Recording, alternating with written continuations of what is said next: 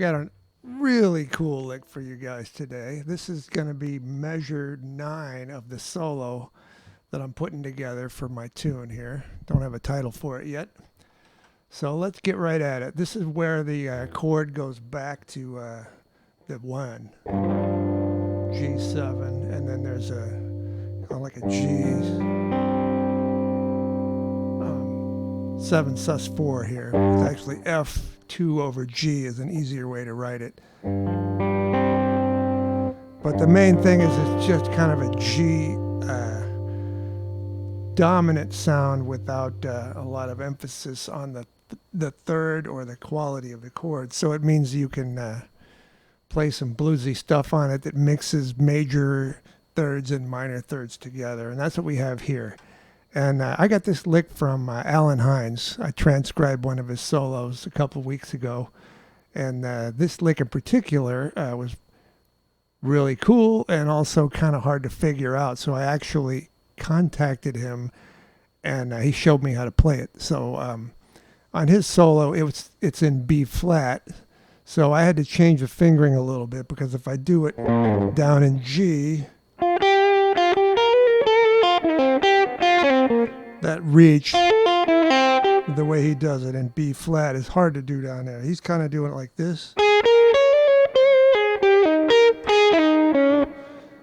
And that's doable up on the neck. But when I switched it to G, I decided to put it on the next string set. So we have from the previous lick,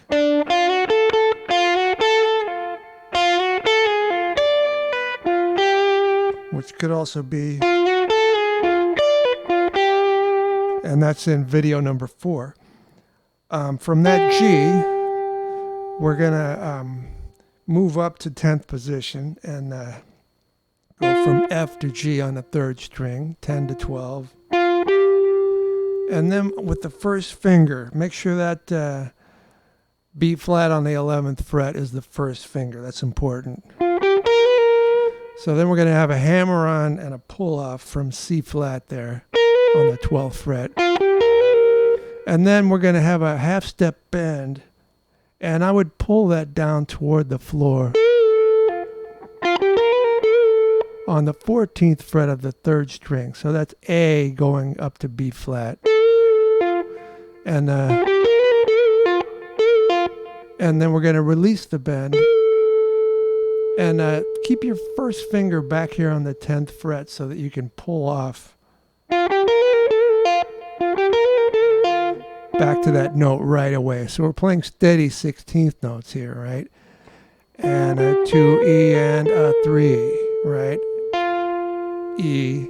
And then we're going to keep the pinky up here on the 14th fret so we can pull off from E to C, 14 to 10 on the 4th string.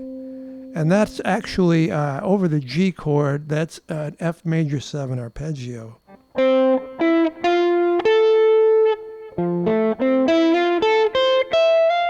That's something you should know you can do to make a dominant chord interesting. You play a major 7 arpeggio down a whole step.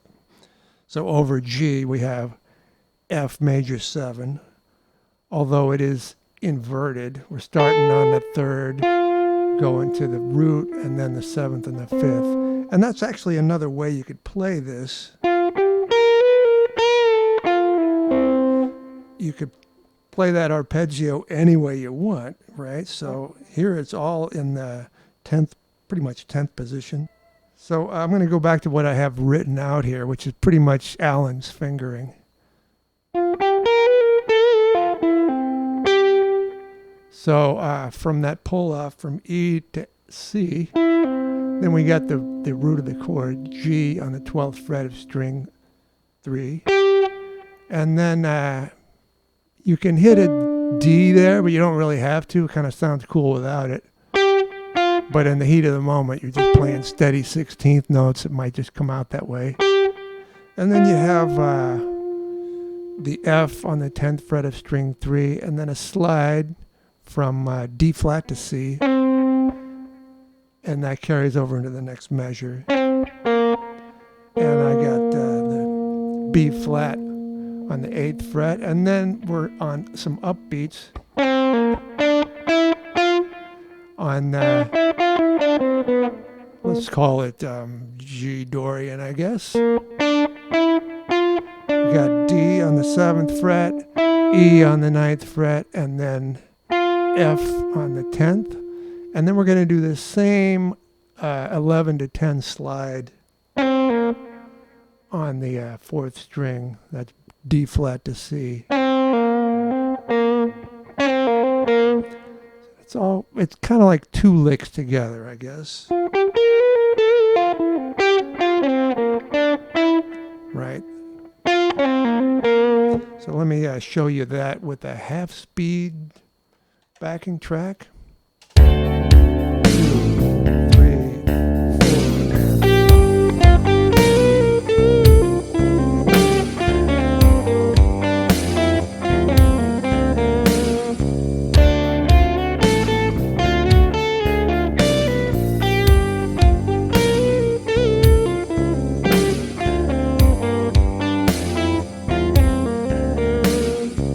I think that's very cool. And I'm going to try it again at full speed, and I might mess it up because I'm still learning this, you know.